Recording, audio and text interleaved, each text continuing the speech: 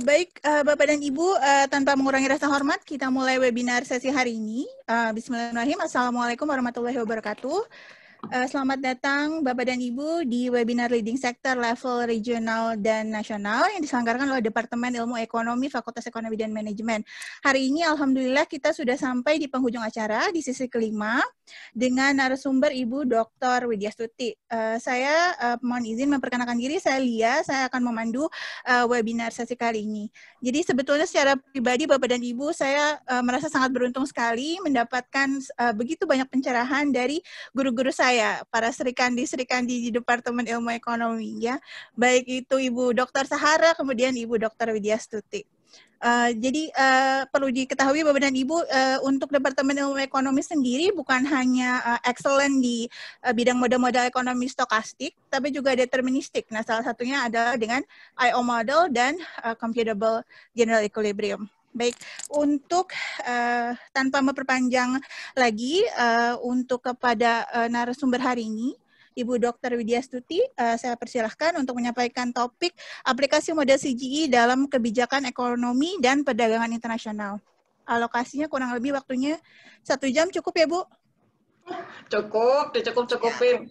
Mangga 20 Ibu menit juga boleh. Saya sambil share ini ya, izin share ya. Ini ada Bu. Sebenarnya di sini ini mungkin banyak apa itu namanya mungkin peneliti ya, peneliti, dosen ya. Hari ini kita sharing gitu ya, kira-kira sharing terkait dengan pemodelan ekonomi. Tapi mungkin ini bagi adik-adik mahasiswa yang S1, S2 itu yang masih belum banyak melakukan penelitian mengenai CGI, jadi bisa sambil belajar kira-kira seperti itu. Nanti karena kemarin pas waktu webinar yang WTO kebetulan banyak bukan banyak ya, hampir sebagian besar memang S2 gitu ya, S2, S3 gitu ya. Kemudian ada juga yang SMA ternyata walaupun cuma 1% berapa, 1,2% atau berapa gitu ya. Jadi mudah-mudahan dengan kita bicara, karena kalau kita bicara mengenai CGI seperti yang disampaikan oleh Bu Sahara kemarin, ini advance-nya gitu ya, setelah dia memperoleh mata kuliah misalnya I/O ya, kemudian model keseimbangan umum gitu ya kira-kira. Baiklah, saya buka dulu. Assalamualaikum warahmatullahi wabarakatuh. Terima kasih ini kepada peserta webinar hari ini yang tergabung adalah sebesar 334 gitu ya. Sehingga mudah-mudahan dengan kita ketemu hari ini bisa membuka wawasan kita mengenai model ekonomi ya, salah satunya adalah nanti ada model CGI kira-kira seperti itu. Baik nih untuk Bapak Ibu S1 terutama dan juga S2, S3, kalau kita bicara mengenai model gitu ya, mengapa ekonom kan membuat suatu model ya.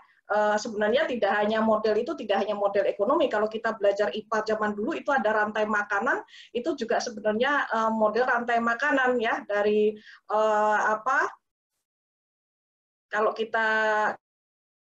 kalau kita masih ingat di situ ada piramida makanan dari seperti misalnya dia pemakan dari hewan daging gitu ya, kemudian sampai dia yang dimakan gitu ya, yang dimakan seperti misalnya rumput. Nah, terkait dengan hal ini kalau kita belajar mengenai ekonomi, mungkin ini yang mahasiswa S1 di TPB kita mencoba untuk belajar mengenai apa sih model ekonomi gitu ya. Di dalam model ekonomi kita belajar mencoba untuk menangkap fenomena yang ada di lapangan, dimodelkan ya.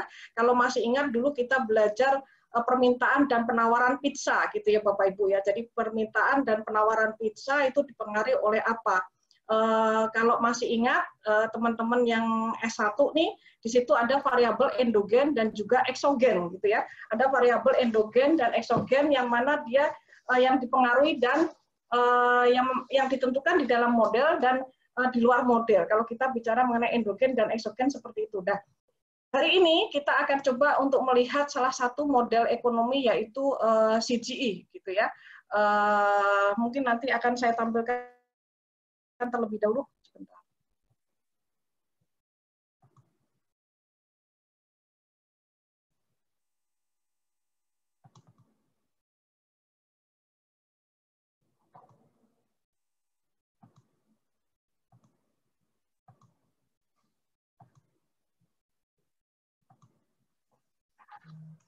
Nah, udah tampak Mbak Lia? Oke Bu, lanjut silakan. Sudah kelihatan ya? Oke. Jadi kemarin saya diminta oleh Bu Sahara untuk menyajikan aplikasi model CGI dalam kebijakan ekonomi dan perdagangan internasional. Seperti yang sudah saya sampaikan tadi bahwa penggunaan model atau sebuah model itu dibangun gitu ya agar kita lebih mudah memahami fenomena dan memecahkan persoalan yang ada di perekonomian. Kalau kita bicara di TPB dulu kan begitu, misalnya model permintaan, kemudian ada model penawaran. Permintaan dipengaruhi oleh apa saja, kemudian penawaran dipengaruhi oleh apa saja. Seyogyanya memang model itu nanti bisa mencerminkan kondisi. Bisa di slideshow, Bu Wit? Iya, ya, baik. Ini belum mulai sih, saya baru mau cerita saja, Bu. Ya. Jadi kalau kita bicara mengenai model itu merupakan simplifikasi, gitu ya, penyederhanaan dari kondisi dunia nyata, real world-nya, gitu ya, real world yang kita hadapi sehari-hari. Dengan menggunakan model, maka kita bisa memahami gitu ya kira-kira fenomena apa yang sedang kita hadapi, baik itu modelnya bisa sederhana atau mungkin modelnya bisa complicated gitu kira-kira ya.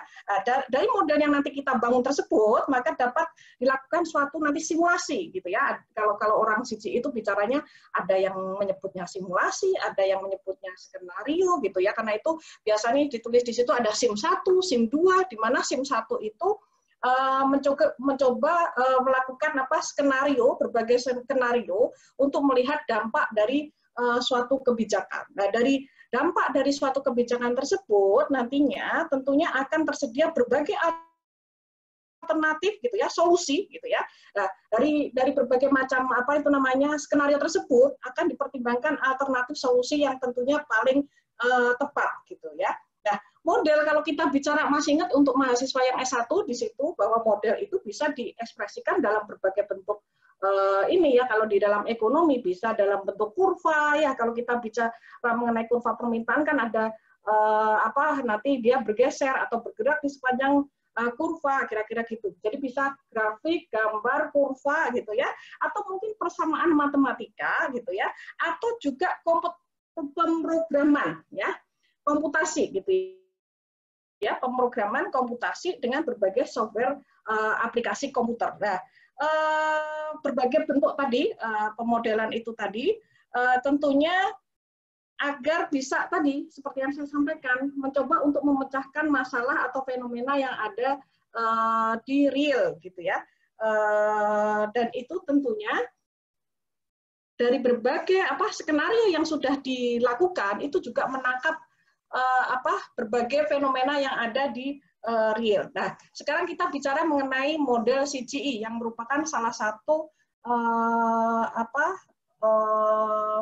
alat gitu ya, suatu alat yang dapat menjelaskan fenomena ekonomi. Kalau kita bicara mengenai pemodelan, ini ada yang parsial gitu ya, ada yang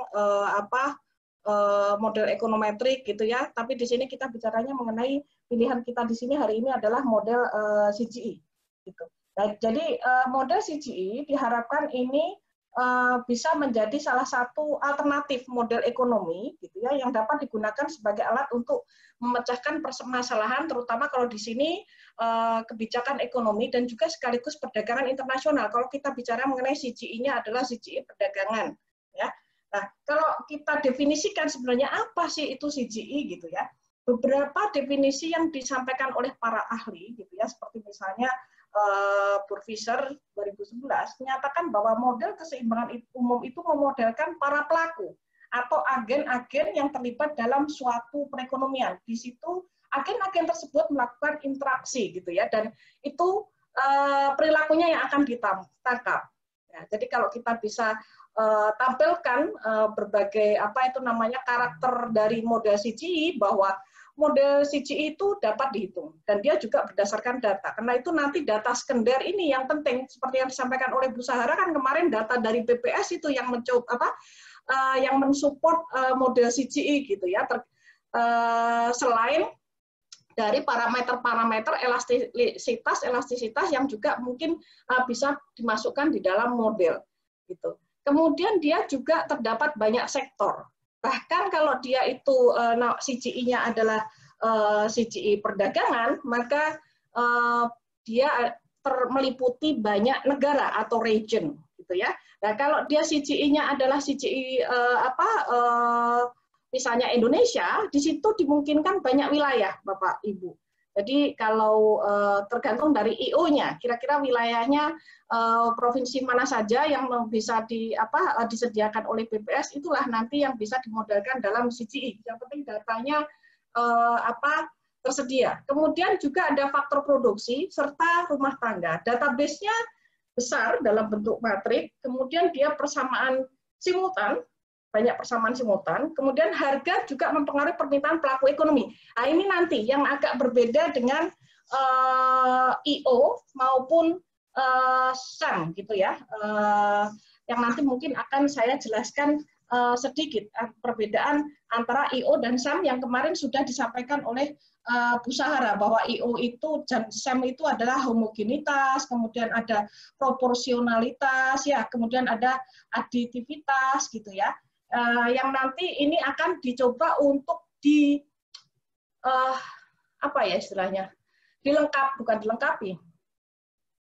akan coba CGI ini nanti yang akan mencoba untuk mengatasi kelemahan-kelemahan yang ada di model IO maupun SAM, gitu ya. Karena kalau kita bicara mengenai IO maupun SAM, dia itu tidak memodelkan pengaruh perubahan harga. Mungkin nanti kalau saya salah mohon luruskan Ibu Sahara. Ya, jadi tidak memodelkan pengaruh perubahan harga pada perekonomian. Jadi dia hanya memodelkan hubungan kuantitas, gitu ya. Dan ini suatu kekurangan tentunya, karena kalau kita bicara mengenai perekonomian, harga itu merupakan salah satu insentif yang menyebabkan baik itu produsen, konsumen maupun pemerintah berubah, gitu ya, perilakunya. Nah, kira-kira seperti itu. Nah, kemudian di SAM maupun IO kita lihat kemarin kalau nggak pada absen ya, kalau pada masuk ada asumsi rasio input outputnya tetap konstan, gitu ya, sepanjang periode analisis, gitu ya. Dan asumsi ini tidak memungkinkan adanya substitusi. Lah, ini akan diatasi oleh model CGI, karena di dalam model CGI memungkinkan adanya substitusi, gitu ya. Substitusi antar faktor produksi dan juga substitusi domestik dan juga luar negeri kalau kita bicara CGI baik Indonesia maupun untuk yang multi country, gitu ya. Kemudian kalau kita bicara mengenai IO maupun SAM, kalau input suatu sektornya itu dikalikan dua kalikan, gitu ya kira-kira, maka outputnya juga akan 2 kali, gitu ya. Yang ini tentunya merupakan constraint bagi SAM maupun IO, dan tadi seperti yang saya bilang tidak ada respon terhadap harga. Nah, ini jadi nanti itu yang akan dicoba untuk diatasi oleh model CGI, Bapak Ibu. Ini secara lengkapnya model CGI itu apa? Bahwa berbeda dengan model parsial, model CGI itu menganalisis pasar secara lengkap. Jadi kalau kita bicara misalnya menggunakan model ekonometrik pun misalnya simultan, pasti dia akan terbatas, gitu ya. Nah, kalau di sini kalau misalnya pasarnya adalah pasar CPO, perubahan di dalam pasar CPO tidak hanya berpengaruh terhadap pasar outputnya, pasar CPO, tetapi juga pasar inputnya dan juga pasar sektor lain yang menggunakan CPO sebagai input, atau mungkin pasar sektor lain yang digunakan oleh CPO sebagai inputnya, gitu ya. Jadi di sini karena itu kemarin Bapak Ibu belajar mengenai IO, ya, IO itu adalah pentingnya melihat keterkaitan. Ya, jadi kalau IO itu memang bagusnya dia melihat keterkaitan, ya, keterkaitan, dan juga nanti bagus untuk melihat multiplier effect, gitu ya, multiplier effect. Tetapi tidak cukup baik untuk menggambarkan respon perilaku dari para pelaku ekonomi yang itu akan ditangkap di dalam model CGI. CGI, kira-kira seperti itu ya. Jadi model CGI itu menganalisis pasar secara lengkap tadi yang saya katakan. Kalau CPO itu misalnya berubah, kita kena ban misalnya, atau kita kena pajak ekspor misalnya, itu tidak hanya berpengaruh terhadap pasar outputnya CPO, tetapi juga pasar input maupun sektor lain juga yang menggunakan input atau dia digunakan sebagai input oleh CPO. Contohnya seperti itu, Bapak Ibu. Kemudian model CGI juga menganalisis sensitivitas dari alokasi sumber daya karena adanya perubahan eksternal gitu ya. Kemudian ini model CGI-nya yang sederhana. Kira-kira kalau sederhana itu dia tidak ada unsur dinamis, tetapi kalau dia itu yang tidak sederhana gitu istilahnya, yang dynamic misalnya, dia ada dinamisnya. Kemudian ditekankan pada struktur tingkah laku, ya berdasarkan teori. Kalau Bapak Ibu bicara teori tingkah laku konsumen itu seperti apa, bahwa dia memaksimumkan utility-nya, itu ditangkap di sini. Dan dia punya constraint kemarin yang disampaikan oleh Bu Sahara, ada constraint pendapatan, nah itu juga ditangkap di sini. Demikian juga dari sisi produsen, Bapak Ibu, ya. Jadi kalau dari sisi produsen, dia coba memaksimumkan output atau meminimumkan biayanya gitu ya, itu juga tertangkap di dalam model ya. Asumsi neoklasik optimisasi persaingan juga ditangkap ya. Kemudian nesting, ini variability assumption, kalau nanti Bapak Ibu belajar lebih detail lagi, di situ berjenjang ya, berjenjang apa itu namanya, dari fungsi produksinya, kemudian dia penggunaan input atau demand inputnya seperti apa, karena itu nanti namanya nesting, berjenjang ya. Kemudian data set, mengapa juga ini ya data time series untuk matrik yang besar tidak dapat ditemukan. Nah, kadang seperti itu karena itu digunakan model CGI. Teori dan asumsi sebagian menggantikan model ekonometrika, kira-kira seperti itu. Model CGI sederhana Orani, ini Australia. Wayang, ini merupakan model komparatif statik untuk kasus ekonomi Indonesia. Kalau kita lihat bukunya Pak Hidayat Amir sama Pak Andan Nugroho di situ ya, bagaimana menceritakan Pak Ansori Yusuf, kalau tidak salah Prof. Ansori Yusuf menyatakan kenapa kok namanya model wayang gitu ya. Bapak Ibu pasti ini teman-teman S1 bicara, kalau kita bicara mengenai model seringnya ada asumsi ceteris paribus gitu. Banyak pihak yang menyatakan bahwa asumsi ceteris paribus itu merupakan salah satu kelemahan di dalam ekonomi. Enggak juga gitu ya. Asumsi ceteris paribus itu juga memberikan kemudahan bagi kita untuk mengontrol variabel-variabel lain itu tidak mengisolasi variabel lain gitu ya. Misalnya dampak BBM ya, dampak subsidi BBM, kira-kira seperti apa, apakah efektif atau tidak gitu ya. Nah, kalau kita bicara masalah kira-kira efektif atau tidak, apakah berarti model gitu ya, suatu model itu tidak bisa menangkap fenomena yang ada gitu ya. Kalau kita bicara seperti itu ya enggak juga gitu, karena kalau kita bicara mengenai model dan kita tidak bisa mengisolasi variabel lainnya, maka konsumsi dari, kan kita lihat subsidi dicabut, tapi tren konsumsinya tetap saja naik. Apakah berarti subsidi itu tidak efektif gitu loh ceritanya ya? Nggak juga, karena di sini ada berbagai macam variabel atau faktor yang mempengaruhi konsumsi dari BBM, kira-kira seperti itu. Nah, oleh karena itu tadi saya bilang bahwa perlu diisolasi. Nah, wayang ini merupakan model komparatif statik untuk kasus ekonomi di Indonesia. Di sini kenapa kok dikatakan wayang ya dalam model itu, jadi seolah-olah kita itu sebagai Tuhan. Kalau kita menonton wayang, yang jadi Tuhannya itu kira-kira siapa? Dalangnya gitu ya. Nah, jadi dalang di sini adalah Tuhannya gitu ya, yang bisa membuat fakta-fakta alternatif gitu ya, menangkap fenomena yang ada gitu. Kalau di sini dalang udah ada pakemnya, ceritanya ada, kira-kira seperti itu. Karena itu wayang namanya. Kemudian model dinamis dapat diklasifikasikan berdasarkan periode waktu, ya bisa periode tunggal atau fully dynamic. Prof. Rina Oktaviani kalau tidak salah penelitian dengan Bu Sarah dan juga Pak Hermanto tahun 2000 itu dengan Indov ya. Kalau Indov itu memang dibangun oleh Bu Rina gitu ya. Itu assessment terhadap kalau tidak salah BBM atau listrik ya Mbak Lia. Saya agak lupa kalau yang Indov ya. Listrik atau BBM. Pencabutan subsidi ya? BBM. Oh, subsidi 2005 BBM ya. Jadi subsidi BBM. Nah, itu merupakan model awal diadaptasi dari model awal Orani F yang diperkenalkan oleh Horwitz. Ada berbagai macam sebenarnya yang kita ketahui model CGI yang ada di untuk kalau kita bicara mengenai model CGI Indonesia dari punyanya Mahi gitu ya 96 sampai kemudian Wayang itu 99, Indorani itu Pak Anggito Abimanyu gitu ya tahun 98 sampai Indosem ya 2000, kemudian Prof Rina itu juga 2000, Pak Ansori Yusuf itu Indonesia E3 itu 2003 ya, sampai kemudian ada Indo Fiskal, CGI Fiskal, Indoterm dan lain sebagainya. Itu berbagai macam model keseimbangan umum yang untuk kasus Indonesia, kira-kira seperti itu.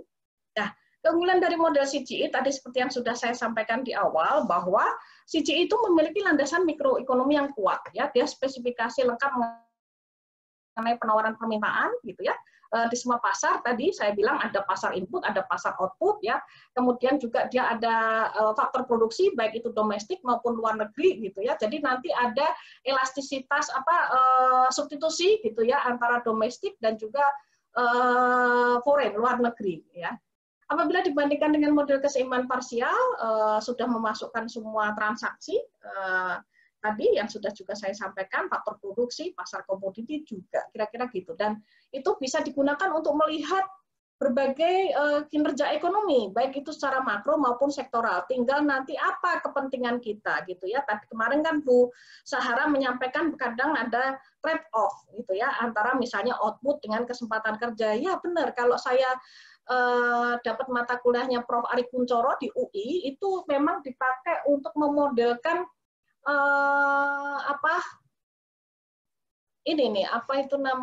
agent perilaku dari, jadi nanti masuknya ke teori perilaku ya, perilaku dari agent, prinsipal sama agent gitu ya, konstituen sama ininya, kemudian pejabat sama rakyat ya, jadi itu karena memang tujuan dari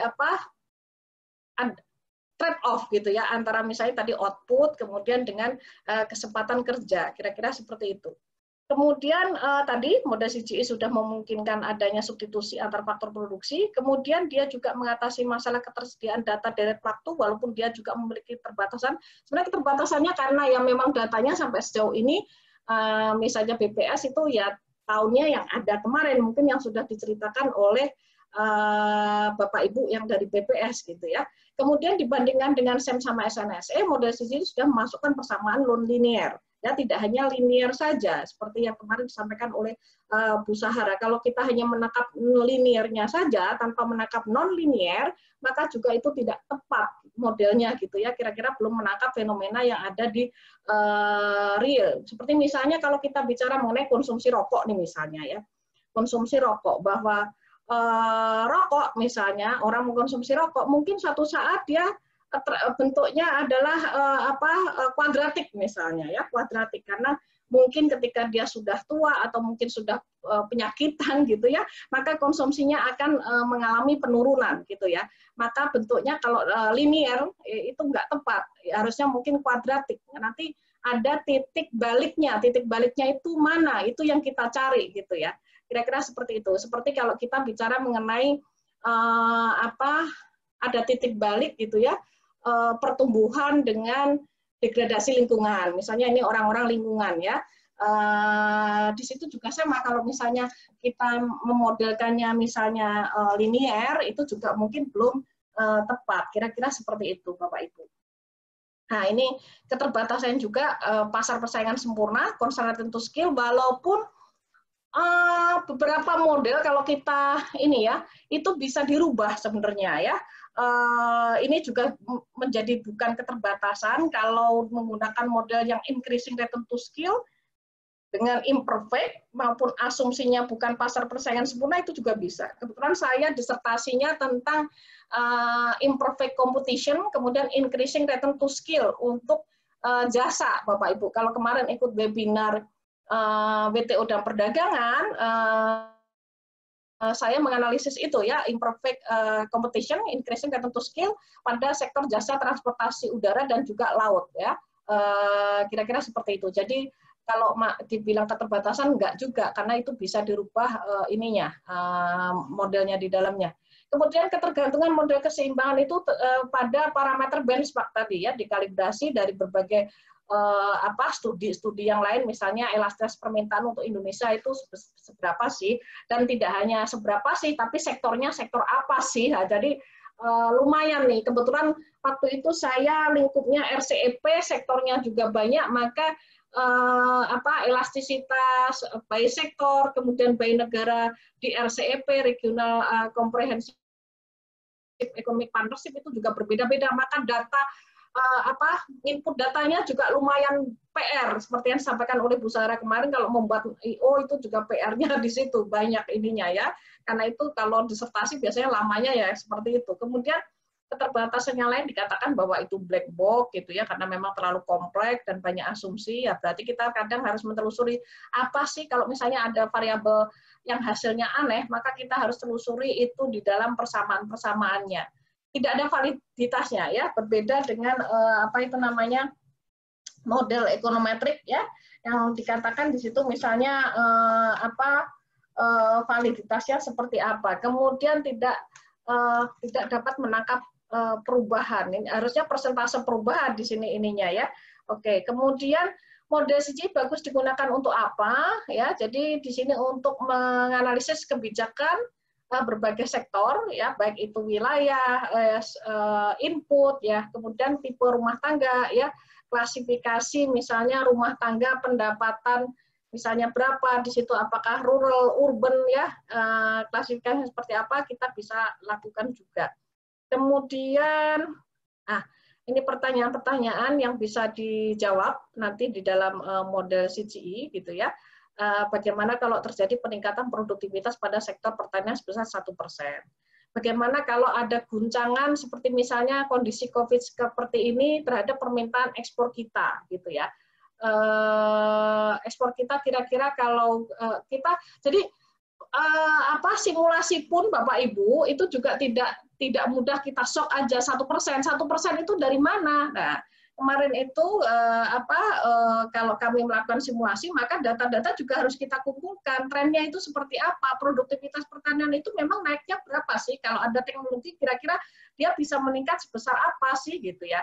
Seperti kasus yang kemarin kita penelitian yang Hub Pakistan dengan didanai oleh BPDPKS, ya dengan adanya obor misalnya One Belt One Road, kira-kira ada peningkatan shipping pelayaran itu ya berapa sih gitu ya. Jadi itu yang harus kita juga cari sebagai ekonom, kita harus mencari besaran-besaran yang digunakan sebagai shock atau simulasi di dalam model CGI. Kemudian selera konsumen berubah itu kira-kira gimana nanti dampaknya kalau dia lebih menyukai produk pangan, seperti kasus yang dulu itu Prof. Rina Oktaviani mencoba untuk melakukan assessment kalau ada flu burung gitu ya, avian influenza. Jadi mereka berubah selera produk makannya dari misalnya unggas kemudian ke perikanan. Kira-kira gimana gitu ya, produktivitasnya menjadi seperti apa. Kemudian ini beberapa teman-teman juga emisi CO2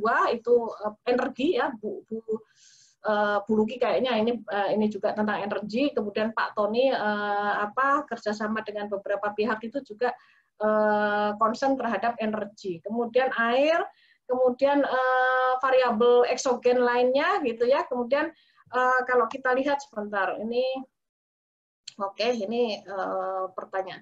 Nah, kalau kita bicara masalah CGI sebenarnya ini yang Bapak Ibu banyak yang ambil S3 nggak?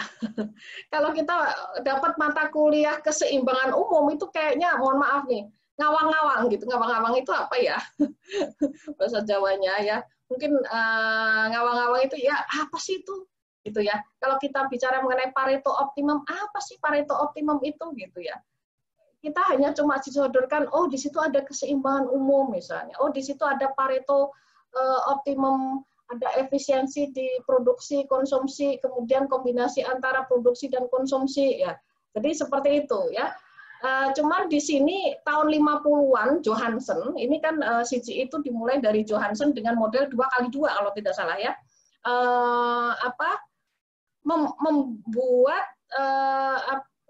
tahun 60 ya kalau nggak salah, ininya tentang 50, sekitar itulah ya, 50 sampai 60, dimodelkan dengan persamaan ini tadi, model CGI computable ya, di komputerisasi. Kira-kira seperti itu, Bapak Ibu. Ini menggambarkan keadaan ekonomi apa adanya, bukan apa yang harusnya ya, sampai kemudian ya menghitung deviasi dari initial equilibrium, karena kita nanti lihat bagaimana baseline-nya itu dengan hasilnya, resultnya yang merupakan apa, kalau di dalam CGI itu dengan menggunakan GIMPAC, tadi saya agak lupa menjelaskan itu. Kalau menggunakan GIMPAC itu nanti hasilnya dalam bentuk persentase perubahan, Bapak Ibu. Sedangkan kalau kita menggunakan GAMS gitu ya,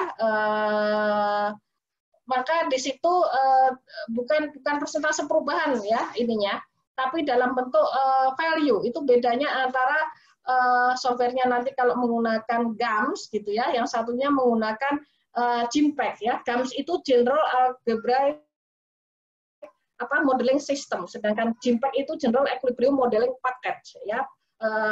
Kira-kira seperti itu. Kalau GIMPAC itu menggunakan perubahan persentase, jadi kalau di situ dilihat ada 0,03 berarti itu persentase perubahan. Perubahannya sebesar itu dari baseline. Bapak Ibu punya datanya nanti, berarti itu persentase perubahan dari data dasarnya, kira-kira seperti itu.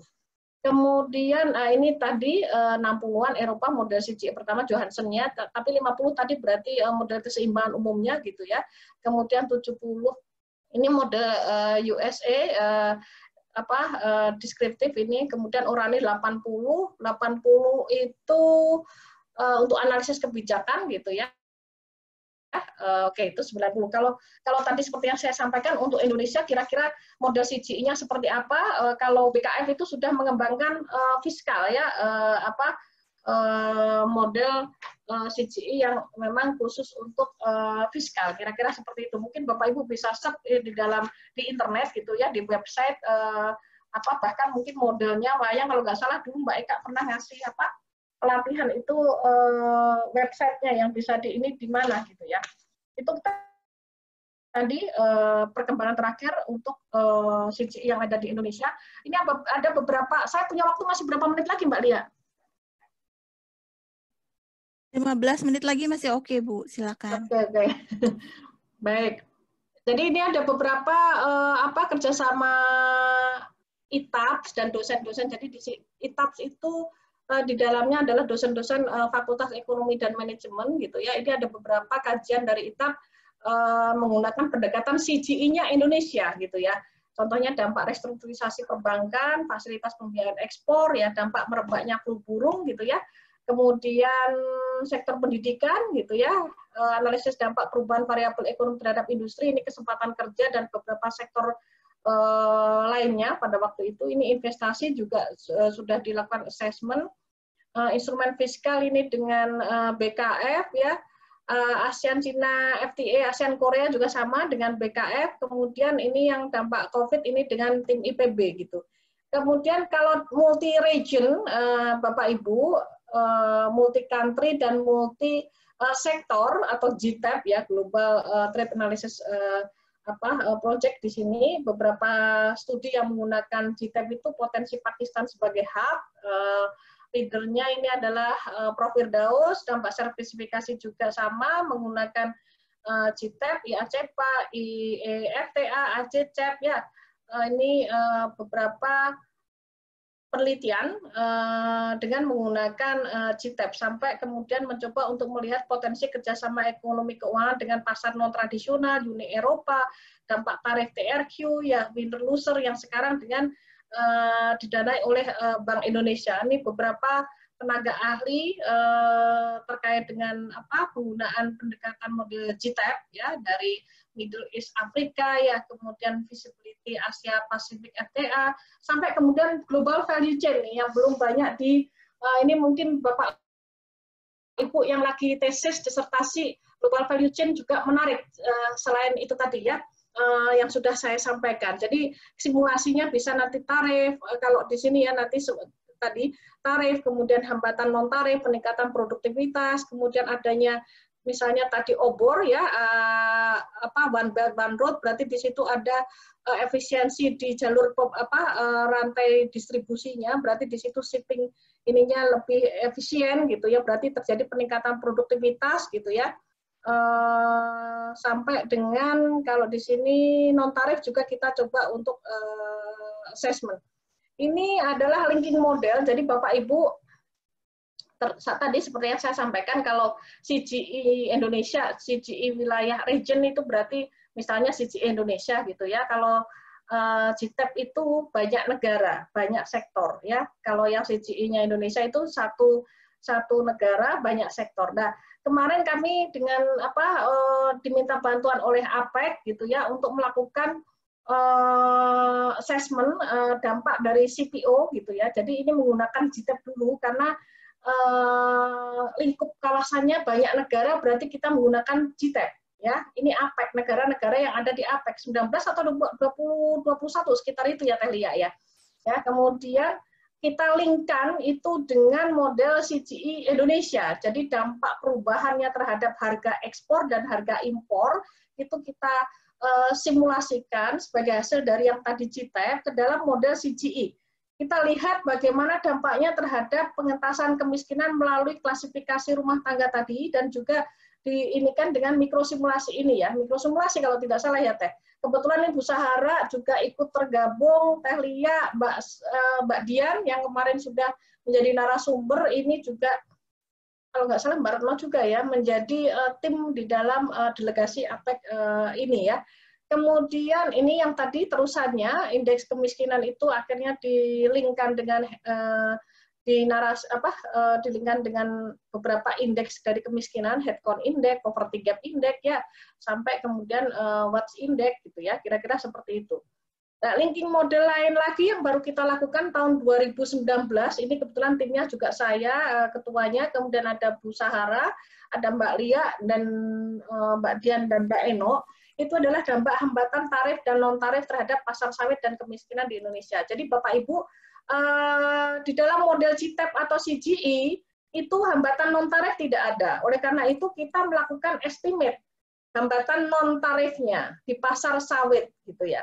Kita estimate negaranya kebetulan adalah EU dengan APEC ya. Jadi lingkup negaranya itu kita dapat besaran non-tarif ya, bilateral Indonesia ke misalnya negara ininya adalah misalnya EU-nya gitu ya, misalnya Belanda kita dapat besarannya, kemudian kita tambahkan di dalam model GTEP-nya itu selain tarif juga non tarif gitu ya. Kemudian tadi kita ambil perubahan harga ekspor dan impornya, kemudian kita masukkan perubahan ininya itu terhadap ke CGI-nya Indonesia, maka kita dapat besaran dari tingkat kemiskinan yang ada di Indonesia karena adanya perubahan tadi pasar sawit yang di EU maupun APEC. Jadi itu ada GTEP dan juga CGI dan juga model ekonometrika karena itu mengestimasi hambatan non tarif measure-nya. Jadi ini menggunakan model Gravity, Bapak Ibu. Kalau di dalam Gravity itu kan nanti kita bisa dapat data ini aktual ekspor impor aktualnya dengan potensialnya. Gap antara aktual dengan potensial, kalau gapnya terlalu jauh berarti di situ diindikasikan adanya trade cost sebenarnya. Nah, trade cost itu kita definisikan sebagai non tarif measure, kira-kira seperti itu. Nah, ini adalah beberapa poster. Jadi kalau dosen itu selain laporan kajian, jurnal, kita bisa masukkan poster dan itu ada kumnya. Ini adalah kum poster potensi Pakistan, yang satunya hambatan non tarif tadi. Ini beberapa buku yang sudah ditulis oleh peneliti ITAB dan dosen-dosen ilmu ekonomi gitu ya tentang perdagangan internasional. Pengembangan ekspor sawit, ada model ekonomi keseimbangan umum, ya, penggunaan program JIMPEC-nya, kemudian analisis input-output yang kemarin disampaikan oleh Bu Sahara, kemudian teori model dan aplikasi GTEP, penggunaan RAN GTEP, dan beberapa buku mengenai perdagangan. Kira-kira seperti itu. Berarti waktunya saya nggak cukup untuk menjelaskan kajian yang kita ya, yang langsung ke itu ya Mbak Lia ya. Mungkin nanti sambil diskusi boleh dikasih Boleh. bocoran Ini adalah sedikit-sedikit. ini Bu. GTAP versi 10 Bapak Ibu. GTAP itu dari 1 sampai 10. Sekarang udah sampai 10. Tahun-tahunnya saya nggak tampilkan ya di sini. Saya nggak tampilkan. Jadi GTAP 10 yang terbaru kemarin kita baru update beli Bapak Ibu berapa ya? Kemarin 16 ya kalau update 16 juta lah sekitar itu kalau nggak salah ya, atau 14 saya lupa. Di dalam GTAP database ini sebenarnya tahun 2000 referensi terakhirnya di sini adalah 2014, rilisnya 2019. Jadi ada 4 referensi gitu ya, 2004, 7, 11, 2014. New Sectoral Concordance karena dia sudah menggunakan CPC, jasa itu klasifikasinya pakai CPC ya Bapak Ibu. Sedangkan kalau barangnya dia pakai ISIC. Versi 9 64 sektor kalau nggak salah. Sekarang udah menjadi 65. Negaranya 140, sekarang menjadi 141 kalau tidak salah seperti itu. Memang agak sulit untuk GTAP untuk menambah negara atau sektor karena di situ ada 140-an negara dan ada 65 sektor. Kalau nambah satu negara berarti dia harus melengkapi 65 sektor itu datanya gitu. Ya. Kira-kira seperti itu. Kemudian ini adalah sektor-sektornya kalau di dalam GTAP. Kalau kita pelatihan GTAP berarti itu diklik bisa Bapak Ibu. Ini saya tidak demo, tidak mendemokan gitu ya. Tetapi pada intinya bahwa di situ ada definisi PDR itu apa, padi rice, ada gandum, ada cereal grain gitu ya. Dan kita bisa agregasi atau disagregasi.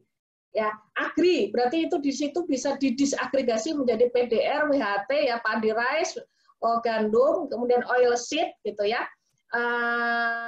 Sugar cane itu C ini bawah B itu ya, PFB itu plant based fiber ya. Kemudian crop neck itu seperti apa juga bisa di ini Bapak Ibu. Nanti saya coba lihatkan sebentar. Ini adalah agregasi region-nya. Region-nya Australia, New Zealand, itu yang tadi saya sampaikan 140-an negara. Kalau tidak salah, nanti Mbak Dian bisa memberikan informasi mungkin yang kemarin baru memesan GTAP yang terbaru. EU25, berarti EU25 itu kalau didisagregasi itu menjadi AUT, Belanda, gitu-gitu. Itu bisa di breakdown lagi, di disagregasi. Indonesia berarti Indonesia ini contoh kalau misalnya perdagangan antara Indonesia dengan EU, Bapak Ibu. Ya, kira-kira seperti itu. Ini kalau tadi kita sudah dapat agregasi misalnya Eropa dengan Indonesia, EU25 dengan Indonesia. Sektornya ada misalnya tadi 3 aja, karena kita mau agregasi cuma 3, kecuali kalau mau satu-satu ya one to one namanya ya Bapak Ibu. Berarti ini yang harus diklik one to one. Kita klik aja maka dia muncul semuanya itu sektornya gitu ya. Nah, kalau kita misalnya agregasi menjadi 3, negaranya juga 3, maka kita punya nanti base data, base rate-nya, base PU-nya, gitu. Base data itu data dari GDP dari sisi pengeluaran, GDP dari sisi income-nya, yang kemarin dibilang oleh Bu Sarah, disampaikan oleh Bu Sarah harus balance. Balancing ini nih yang susah gitu ya. Baik dalam sisi Indonesia maupun multi country. Di situ ada base rate-nya. Jadi tarif pajak ekspor ada di situ. Kemudian ada base view dan ini berbagai macam. Kalau pelatihan CGI kami jelaskan itu. Ini adalah tampilan ranjem ininya ya. Kemudian kayaknya seperti itu sih Mbak Lia. Mudah-mudahan saya waktunya ini sudah berapa nih? Berapa menit? Jam 4.20 ya. Oke. Saya tidak share yang apa tuh namanya. Kalau ini banyak masalahnya. Nah, ini kajian yang hambatan non tarif ini sebagai sekedar tahu saja. Mungkin ini adalah kajian Bu Sahara. Sebentar. Tahun kemarin dengan BPDPKS ya, didanai oleh BPDPKS, kita ada proposal ngajukan gitu, alhamdulillah dapat nih Bapak Ibu. Biasanya kalau tertarik untuk ini kan BPDPKS misalnya kan bisa keluarkan itu ya. Ini dampak hambatan tarif non tarif ya, kebetulan ada di sini semua kalau nggak salah, saya, Bu Sarah, Mbak Lia, Bu Dian dan Mbak Retno. Kira-kira seperti ini. Nah, karena isunya kalau di CPO itu kan tidak hanya tarif tetapi juga non tarif gitu ya. Karena NTM itu semakin meningkat sebagai substitusi dari tarif ya. Konsumen-konsumen Eropa dia pengennya mengkonsumsi produk yang berkualitas, aman ya, karena pendapatannya kan tinggi ya. Itu disebut dengan income effect hypothesis gitu ya. Tapi ada juga karena dia ingin proteksi industri dalam negerinya ya, karena dia menghasilkan minyak biji matahari misalnya atau minyak kedelai, maka itu disebut dengan political economy hypothesis atau PE hypothesis, kira-kira seperti itu. Nah, kita lihat bahwa di situ non tarif itu yang pink itu Bapak Ibu itu kan tinggi ketika semua hambatan tarif itu diturunkan dengan adanya kerjasama perdagangan, tapi ternyata non tarifnya yang semakin meningkat. Nah, ini beberapa isu mengenai non tarif measure untuk Indonesia di Parlemen Uni Eropa gitu ya, dan beberapa isu kesehatan, isu lingkungan, HAM ya, isu kebakaran hutan, deforestasi ya, sampai kemudian rusaknya habitat satwa liar, kira-kira gitu. Nah, ini beberapa isu negatif black campaign dari minyak sawit gitu ya. Bahwa bisa menimbulkan senyawa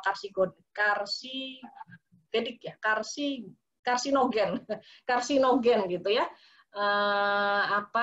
terkait dengan minyak sawit. Nah, ini kalau kita lihat tren dari kami dapat dari Pak Togar waktu itu karena kita melakukan FGD, mengundang asosiasi gitu ya untuk melihat sebenarnya seperti apa sih ininya gitu ya dari pengusaha sawit Indonesia ini kami ambil. Nah, ini sebentar hasilnya. Nanti kita bisa lihat dari kelompok rumah tangga tadi yang saya bilang, kenapa klasifikasi karakteristik dari rumah tangganya apa, kelompok rumah tangganya apa, pedesaan maupun perkotaan. Pedesaan itu apa saja, di situ ada 7 ya, sampai kemudian rumah tangganya juga apa. Jadi kita bisa lihat distribusi pendapatan masing-masing kelompok rumah tangga. Nah, ini kita estimasi hambatan non tarif kita dapat ini pakai model ekonometrika gitu ya. Jadi kita bisa lihat tarif non tarif measure yang dikenakan CPO kita ke beberapa negara ini, ke Australia berapa, ke Kanada berapa, ke Cina berapa gitu ya. Ini beberapa NTM kita selain angka-angka tadi kita buka itu ITIP, selain ITIP apa ya Teh Lia? Nanti mungkin Mbak Lia bisa ini kan ya mengenai tipe-tipe NTM yang dikenakan untuk CPO seperti misalnya labeling requirement, hygienist practice selama dia produksi, higienis atau tidak gitu ya, sampai kemudian ada beberapa terkait dengan TPT, pelabelan dan lain sebagainya. Kira-kira seperti itu. Ini sejalan dengan beberapa penelitian dari Pak Ceko ya mengenai ad valorem tarif CPO dan RPO. Nah, ini dampaknya kita simulasikan, ternyata memang dengan adanya tarif dan hambatan non tarif menurunkan kesejahteraan GDP real Indonesia, dan itu semakin diperparah ketika adanya import ban dari EU gitu ya Bapak Ibu. Nah, ini dia dari konsumsi rumah tangga mengalami penurunan sebesar 0,459%, konsumsi pemerintah juga. Kira-kira seperti itu sih Bapak Ibu. Mudah-mudahan ini neraca perdagangan kita juga menjadi negatif. Kalau neraca perdagangan berarti million itu ya dolar. Juta dolar gitu ya, million USD, million apa? Ya, nah ini apa itu namanya besaran yang kita gunakan untuk itu ya, simulasi kalau tidak salah. Ini dampaknya ke sektoral, ke kelapa sawit itu seperti apa? Berarti yang terkait dengan kelapa sawit kemarin kan Bu Sahara menyampaikan IO ya, di sini juga sebenarnya IO dasarnya ya. Kalau yang GTEP itu kan pakai IO-nya antar negara. Lah ini IO tadi saya bilang global value chain tadi Bapak Ibu ya. Jadi kalau kelapa sawit itu turun berarti pengaruhnya nanti ke minyak sawit, ke sabun, kosmetik, kira-kira seperti itu, barang kimia lainnya ya. Ini ke kosmetik ya. Nah, ini ke penurunan PDRB terutama daerah-daerah yang menghasilkan CPO dan juga olahan ya, industri olahan, provinsi-provinsi sebagai pengolah dari kelapa sawit, kira-kira seperti itu. Ini dampaknya ke upah real, buruh tani mengalami penurunan, petani juga klasifikasinya ini ya. Kira-kira seperti itu, Mbak Lia. Baik, terima kasih. Mungkin sampai itu aja. Kalau nanti diskusi silahkan. Ini kebetulan banyak pakarnya. Ada Buya Tulis, kebetulan itu disertasinya juga CGI. Mungkin ada Pak kemarin hadir nggak ya? Sebentar, saya stop share saya dulu. Siapa aja nih? 517. Siapa aja nanti Mbak Lia nih mungkin yang bisa memanggil. Ada banyak apa itu namanya? Banyak. Oh, Pak Dwi Haryono gabung Ya, Bu hari Pak ini. Dwi, Banyak ya, suhu-suhu betul. CGI hari ini. Iya betul, Pak Dwi dulu sama Pak ini ya. Arman. Pak Arman, Pak Iya Haryanto. betul. Ya. Baik Bapak Ibu, kira-kira seperti itu. Ini Bu Yeti, kita diskusi ada Bu Sahara, ada Bu Yeti, Mbak Lia. Ini semuanya sebenarnya sudah. Kemudian Ervin, Mbak Ervin Nora ada nggak? Ada ya? Bu Ervin. Nggak ada ya? Bu Ervin ada, hadir. Ada ya? Baik, silahkan. Karena mungkin nanti saling melengkapi, karena saya memang ininya lebih banyak ke kerjasama perdagangan, JITEB gitu ya. Kalau Bu Sahara itu banyak CGI-nya juga gitu ya, mengembangkan. Bu Yeti juga dulu yang bottom up apa top down Bu? Lupa saya. Irio, saya pakai Irio. Oh, Irio, baik. Ya, jadi seperti itu kira-kira Bapak Ibu. Ini semuanya sebenarnya sumbernya satu, Prof. Rida Oktaviani ya. Ya Allah, ini mudah-mudahan ilmunya terus mengalir ya, memberikan pahala ini, meringankan ini beliau. Saya kira seperti itu Bapak Ibu. Terima kasih Talia. Amin. Terima kasih Ibu Wit untuk 1 jam mengenal lebih jauh mengenai model CGI Computable General Equilibrium Bapak dan Ibu. Jadi mungkin setelah Bapak dan Ibu lebih mengenal CGI, mungkin ada, kok kompleks banget ya. Mungkin ada masalah black box juga, tapi sebetulnya Bapak dan Ibu CGI adalah salah satu model yang sangat konsisten. Jadi intinya karena itu dibangun berdasarkan sistem persamaan yang sudah established, general equilibrium, dan juga sangat tergantung sekali dengan karakteristik konstruksi data dasarnya yaitu I/O. Jadi sehingga kalau kita agak-agak pusing, ini menurut pengalaman pribadi Bu, Bapak dan Ibu level beginner di model CGI, ujung-ujungnya kita balik lagi keterkaitan di data dasarnya seperti itu. Bapak dan Ibu kalau boleh saya memberikan insight. Nah, Bapak dan Ibu kami membuka sesi tanya jawab, diskusi. Apakah ada yang raise hand? Nampaknya belum ada yang raise hand. Tetapi sudah cukup banyak, ada beberapa pertanyaan yang Bapak dan Ibu sampaikan melalui chat. Mungkin untuk sesi pertama saya akan bacakan dulu 3 pertanyaan pertama, Bu Wit. Apakah berkenan, Bu? Ya, silakan, Mbak. Baik. Yang pertama adalah pertanyaan dari Muhammad Zainuri. Ini kayaknya teman saya nih. Oke. Mengenai CGI, Computable General Equilibrium, kenapa disebut computable? Jadi computable-nya itu maksudnya apa, Bu? Kemudian wujudnya CGI seperti apa? Apakah dalam bentuk matriks seperti I/O atau SEM atau seperti apa? Apakah berwujud atau makhluk halus seperti itu, Bu? Yang kedua dari Ibu Retno di Untidar, masih sangat awam dengan model CGI. Saya juga Bu masih cukup awam. Jadi jangan khawatir. Pertanyaannya, apabila kita menggunakan model CGI untuk penelitian, apakah artinya kita meminjam model yang sudah ada, lalu kita tentukan shocknya, atau kita harus memodelkan dari awal? Nah, itu mungkin terkait novelty ya Bu ya, dari riset sebaiknya seperti apa yang diterima untuk model CGI. Kemudian yang ketiga ada pertanyaan dari yang Mas Zainuri computable apa ya? Oke. Ya, yang pertama dari apa arti computable dan wujudnya seperti apa? Ya. Yang ketiga dari Ibu Indri Rizvandiari. Nah, ini udah lumayan advance Ibu Indri ini. Jadi Bu Indri sudah mencoba. Jadi bukan hanya mengenal, tapi udah nyoba juga. Mencoba latihan menggunakan GIMPACK, menggunakan model Indonesia yang 185 sektor. Pertanyaannya kenapa Bu, kalau misalnya menggunakan solution method GREG, itu selalu error. Tapi kalau pakai Johanson, selalu berhasil. Kira-kira apa yang menyebabkan hal itu terjadi? Ya, demikian Bu. Ya, baik. Ini mau, oke. Mas Zainuri yang mana ya? Boleh nggak muncul? Pak Zainuri dari Malang ini, Bali Jets, Bali orang Malang nih. Kita bisa ke Malang ini Mbak, cari apel atau cari batiknya Malang. Ini batik Malang nih saya ambil. Ya kan, ya. Kita beli di Malang ini di Batu ya, batik dari Batu nih. Mas Zainuri mana nih? Keluar dong. Computable, namanya computable berarti memang di komputer gitu ya, di ini kan. Karena tahun tahun 50-an itu model keseimbangan umum belum di penemuan komputer film yang imitation game itu tahun berapa ya? Ini kalau suka film ya, imitation game, ini saya ingat betul Prof. Rina ketika bicara mengenai simulasi, kalian ini sudah enak, komputernya itu udah keren-keren gitu ya. Sekarang itu komputer ya ininya berapa, RAM-nya berapa, gampang. Teh Lia kalau simulasi, Teh Lia kalau komputernya pakai laptop yang itu berapa jam ditinggal tidur kayaknya. Sebetulnya mungkin tergantung amal dan perbuatan saya waktu hari itu, Bu. Jadi kalau agak soleh kayak lebih cepat.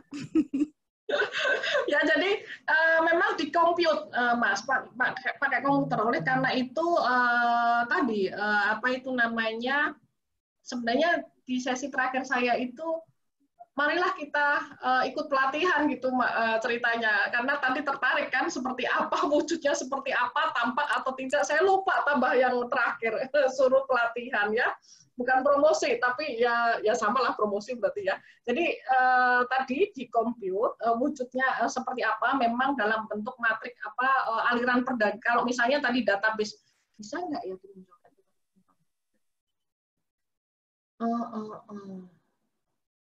Saya belum ini yang baru, sebentar. Nah, bisa nggak yang muncul? Jadi aliran perdagangan gitu ya Mas ya, database-nya 3 dimensi ya Teh Lia.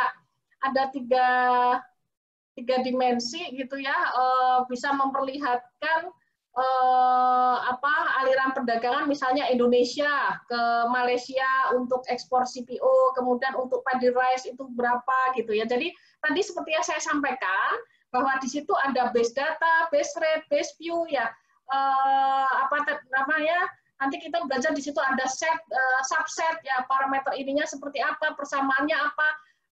Jadi ada model ininya sendiri, main modelnya, kemudian ada database, apa itu namanya, database yang sudah kita kalau kita bicara GTAP ya, multi region multi sektor ya, sesuai dengan agregasinya kita. Tetapi kalau yang apa, yang CGI-nya Indonesia berarti ya data yang sudah kita apa, kalau tadi Mbak siapa yang terakhir Mbak lihat yang sudah latihan itu, misalnya dia menggunakan I/O, data dasarnya I/O berarti 185 sektor itu ya I/O itu Mas gitu ya. Dulu pernah Prof. Rina itu membuat untuk yang kasus Malaysia di situ, tergantung datanya ya, tergantung datanya itu provinsinya misalnya dia mau pecah 4 gitu ya, provinsinya Sabah, Sarawak dan apa ya, berarti kalau ada datanya itu semua silakan, sektornya ada berapa, tenaga kerjanya nanti diklasifikasikan menjadi apa, dan tergantung tadi IO-nya gitu ya.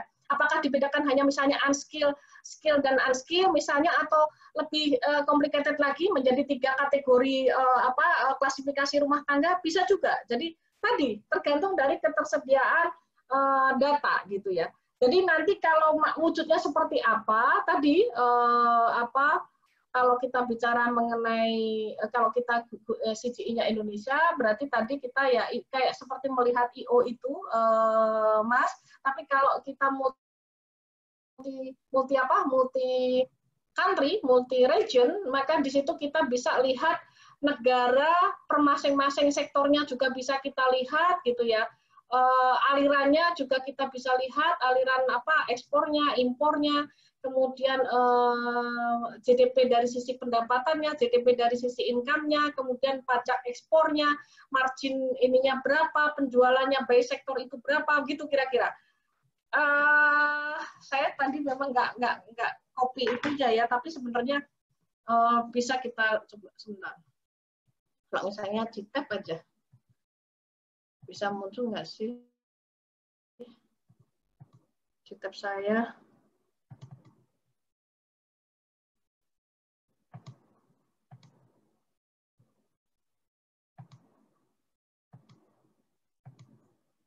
Ini contoh di tab ya.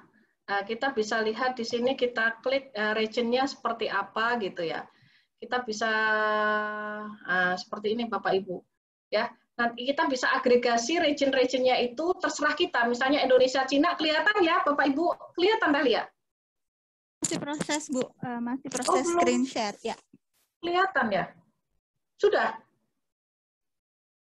Kalau di saya belum. Di saya sudah. Oke, sudah. Sudah. Ya, jadi seperti ini Bapak Ibu. Jadi kita bisa misalnya insert before. Kita misalnya ingin masukkan Indonesia, maka muncul nih IDN untuk Indonesia gitu ya. Kelihatan semua ya, Indonesia itu misalnya di sini kita buat agregasi, misalnya Indonesia, ini yang GTAB ya Bapak Ibu. Contoh, nah kita bisa klik nanti kita klasifikasikan itu Indonesia. Kalau sini misalnya EU gitu ya, EU 25 gitu ya.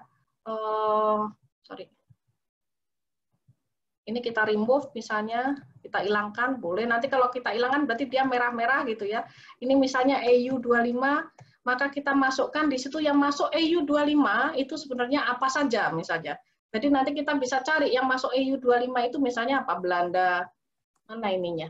Nah, kira-kira seperti itu Bapak Ibu. Nanti sektor juga begitu ya. Ini saya cancel, sektornya juga begitu. Kalau kita pengen bantuan juga bisa. Ini semuanya masuk ya. Ada padi rice, ada gandum, ada cereal green ya. Kemudian animal product ya. Kira-kira seperti itu. Oke, jadi definisinya itu seperti apa saja, komoditinya ini, padi rice itu terdiri dari apa, gandum itu juga terdiri dari apa, CTL itu cattle itu apa saja gitu ya. Kemudian misalnya tidak hanya dari barang gitu ya, services juga ada, insurance berarti di situ apa masuknya, pension funding ya, yang 53 itu ISR ya, kemudian ada misalnya recreation and other services kalau pengen bicara mengenai jasa, berarti di situ ada recreational, kemudian cultural and sporting activity, ya, other activity, private household, itu masuk di situ ya. Kemudian kalau kita bicara mengenai sektor pangan, misalnya ya kita bisa naikkan ke atas, atau mungkin manufaktur gitu ya. Manufaktur berarti di situ kita bisa masukkan tekstil gitu ya, wearing apparel gitu, leather, itu masuk seperti itu kira-kira. Bapak Ibu. Kemudian, nah ini faktornya tadi saya bilang kalau kita ingin mengagregasi seperti apa, kalau waktu itu dengan saya agak lupa apa aja ya saya itunya. Malaysia itu tidak hanya skill unskill aja, tapi dia bisa breakdown lain lagi gitu. Saya tapi lupa apa saja. Ya, kalau ini faktor produksinya dia diperhitung di dalam model ini dia menggunakan land, unskill lab, skill lab, capital, and national resource. Kira-kira seperti itu. Kalau kita nanti bisa kalau kita agregasi, maka kita punya database-nya. Saya punya database enggak ya? Sebentar. Lupa. Tapi intinya seperti itu ya, Bapak Ibu. Ada nggak ya? Saya udah jarang karena database-nya biasanya sudah kembali ya ke Mbak Dian. Sebentar, Pakistan. Kayaknya udah nggak ada nih database-nya. Saya nggak ada database-nya, kecuali ya udah nggak ada database nih. Ya kira-kira seperti itu, Bapak Ibu. Ya. Kemudian tadi apakah dari awal? Nggak juga ya, tidak harus dari awal, karena kalau dari awal ya Allah ini kayak apa ya? Kalau CG Indonesia mungkin bisa ambil dari modelnya wayang ya. Kemudian mungkin yang Purina Indov ya. Misalnya seperti itu. Biasanya teman-teman mengembangkan dari situ untuk ini, karena kalau saya kebetulan ini cerita yang saya ya Bapak Ibu, untuk penelitian saya itu menggunakan modelnya François. Saya menggunakan GTAB gitu ya, jadi menggunakan modelnya François. François itu dia sudah tidak asumsinya bukan perfect computation dan constant return to skill, tapi sudah imperfect computation dan increasing return to skill gitu ya. Jadi saya adopsi itu saya pecah agregasinya berdasarkan negara-negara yang tadi saya pengen analisis, termasuk sektornya. Nah berarti saya harus ngisi elastisitasnya ya. Kemudian data-data itunya berdasarkan studi-studi terdahulu, kira-kira seperti itu. Yang saya hitung waktu itu adalah non-tarif measure-nya, tapi kalau pengisian data dan sebagainya saya benchmarking dari technical paper yang ada di GTAB. Mungkin Bapak Ibu bisa klik itu GTAB, websitenya GTAB, di situ technical paper kalau nggak salah bisa di-download ya, kecuali database-nya karena kalau nggak beli gitu ya. Kemudian tadi pertanyaan terakhir itu latihan menggunakan Jimpact, kenapa kok Johansson? Betul Bu, saya termasuk. ketika kita memang di situ ada beberapa ketika itu kan terkait dengan iterasi gitu ya. Iterasi itu juga tidak hanya karena memang modelnya akhirnya hanya bisanya diolah dengan Johansson gitu ya, tetapi juga kadang kapasitas dari komputernya. Kalau saya memang sudah di warning oleh siapa itu namanya François bahwa kamu nanti nggak bakalan bisa iterasinya tinggi gitu. Paling banter kamu nanti bisanya pakai Johansson, kira-kira seperti itu. Jadi kalau Bapak Ibu kalau di ini nih ya sebentar, kalau Ranci. Ini saya contohkan apa sih yang karena ini kebetulan sudah ada yang advance, tapi ada beberapa yang memang belum gitu ya. Di sini nanti dia shock-nya apa? Solutionnya misalnya dia pakai Greg atau pakai Johansson gitu ya. Di sini nanti pilihannya Bapak Ibu sebentar. Share screen. Oh ini. Nah ini sudah kelihatan ya. Nah, di sini nanti milih dia solution metodenya pakai apa, Greg misalnya 2, 4, 6 step. Itu terkait dengan iterasinya. Kalau saya itu memang imperfect competition dan increasing return to scale itu memang tidak bisa kalau menggunakan Greg karena iterasinya yang paling ini semakin dia ini smooth ya. Kalau pakai Johansson kan satu kali iterasi mungkin atau berapa kali gitu ya. Linearisasi itunya ya, prosesnya yang paling tarafnya yang paling rendah memang yang Johansson. Kira-kira seperti itu, Bu siapa tadi ya? Bu Indri, Bu. Ya, karena kalau imperfect computation sama itu memang modeling itunya memang agak lebih rumit gitu ya.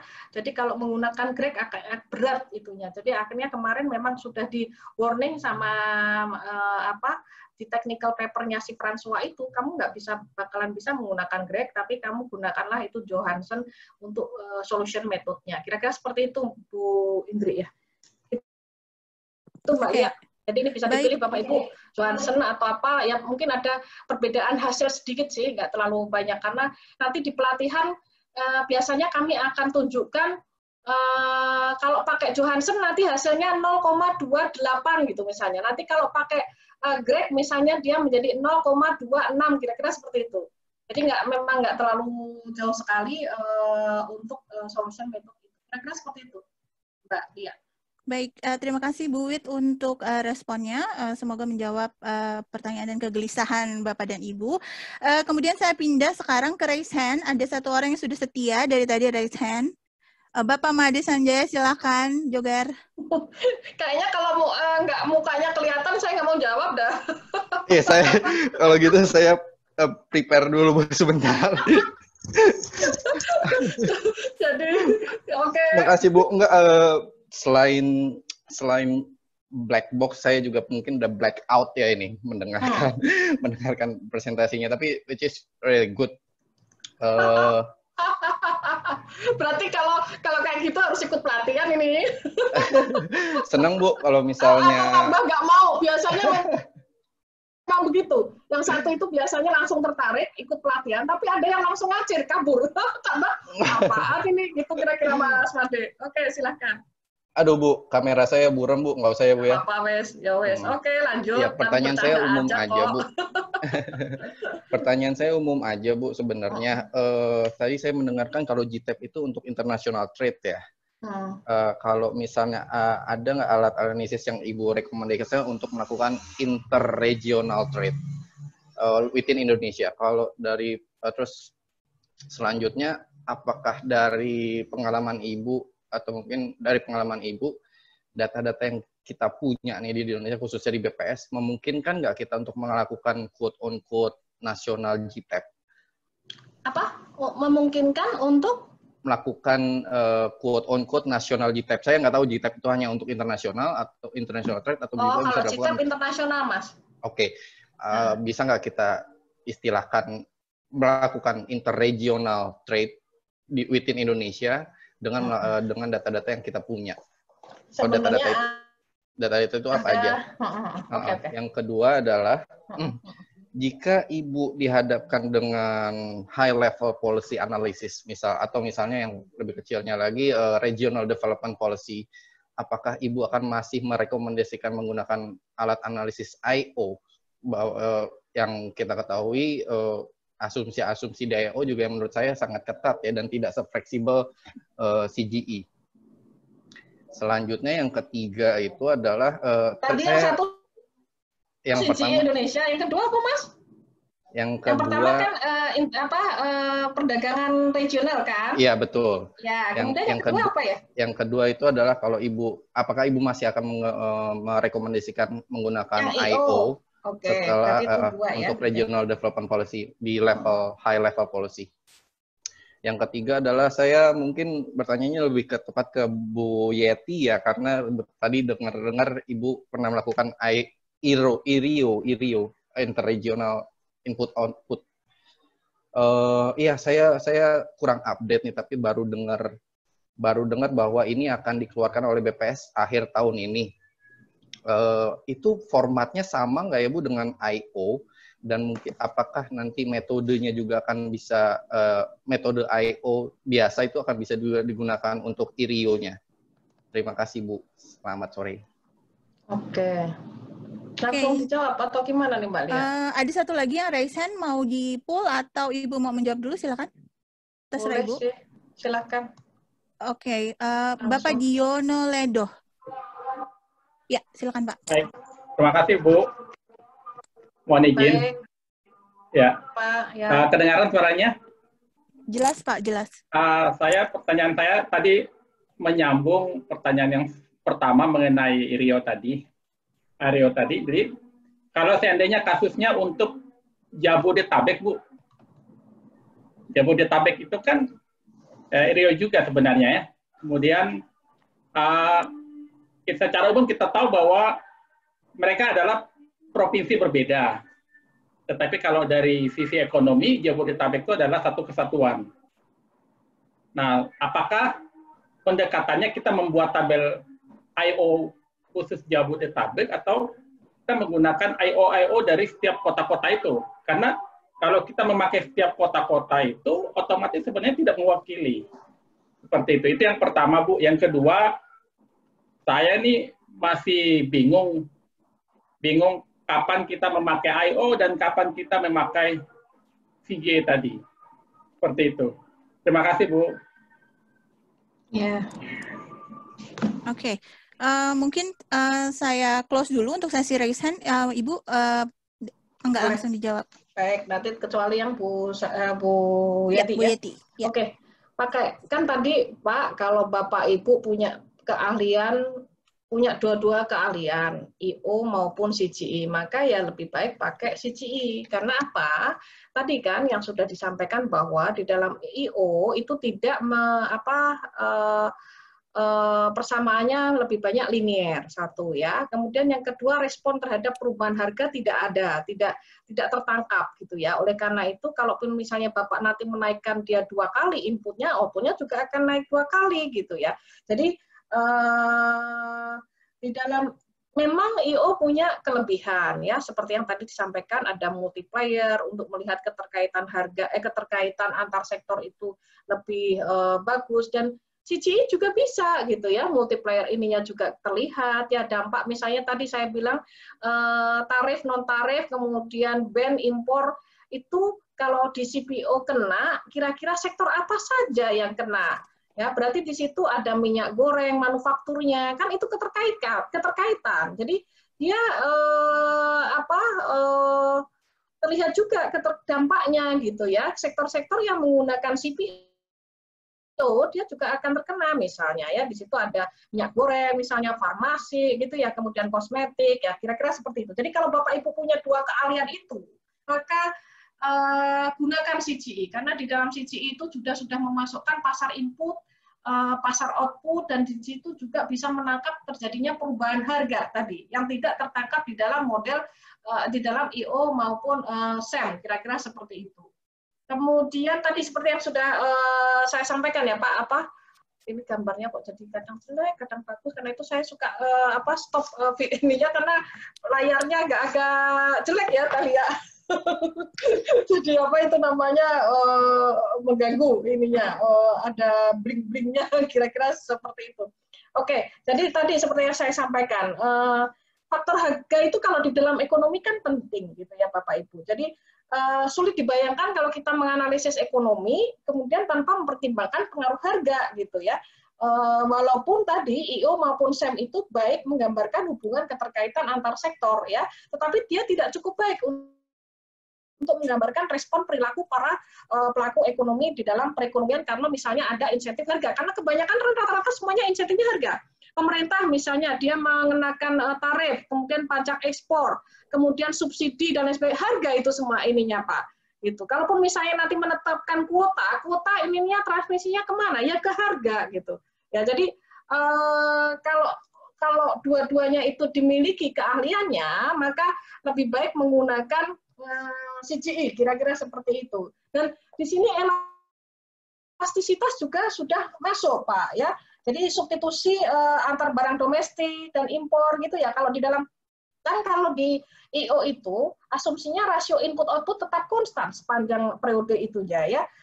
Terlalu kaku kalau menurut saya dan tidak realistis yang jelas di dalam perekonomian. Oleh karena itu di dalam model CGI itu sudah dimungkinkan ada Armington elasticity, substitusi di dalam perekonomian. Substitusi antara barang domestik dengan impor, substitusi antara faktor produksi, misalnya tenaga kerja dengan modal atau mesin, ya. Substitusi antara produk, misalnya kalau CGI-nya lengkap, IO-nya lengkap, di situ ada Pertamax dan juga premium misalnya, maka konsumen bisa memilih itu substitusi antar produk-produk itu kalau IO-nya lengkap, kira-kira seperti itu. Kemudian tadi kelemahan dari IO juga bahwa kalau inputnya dinaikkan 2 kali, maka outputnya juga naik 2 kali gitu ya. Padahal kan sebenarnya tergantung dari respon elastisitasnya.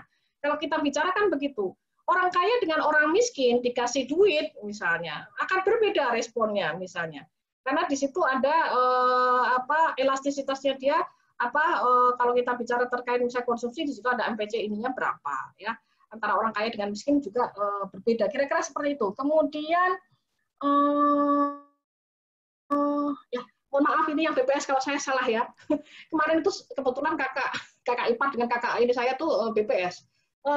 IO saya sampai komplain, IO itu kok nggak dibuat-buat, kenapa ya? Ini ngajukan IO di provinsi aja dananya dananya tidak di ACC. Oleh karena itu IO-nya nggak jadi-jadi gitu katanya ya.